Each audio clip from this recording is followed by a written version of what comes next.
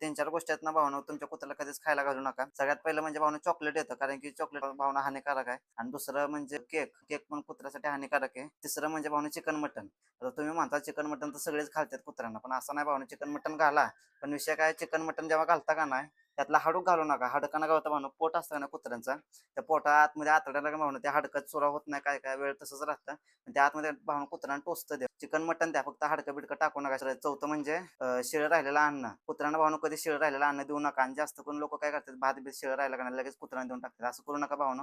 त्यांना तुमच्या कुत्र्यांच्या भावना हेअरफॉल जास्त होते. ते भाताने का म्हणून केस गळतात कुत्र्यांची. राहिलं काय तर कोल्ड ड्रिंक्स बिल्ड्रिंक्स असतं ना, थम्सअप बिम्सअप. आता आपण जेवढं पण पदार्थ खाताना भावना ते कुत्रं पण खाल्लं पाहिजे असं नसतं भावना. कारण की कुत्र्याला आपण काय दिलं तर ते सगळं खाणारच आहे. त्याचं काय ते काय नाही म्हणणार नाही. ते नंदी पाहिला का आपलं हो हो म्हणणार, द्यायचं म्हणणार, ते खाणारच आहे भावना. पण विषय काय असतं माहिती आहे का, कुत्र्यांना असलं काय द्यायचंच नसतं खायला. जे आपलं कुत्र्याचं डॉग फूड असेल तेच द्या.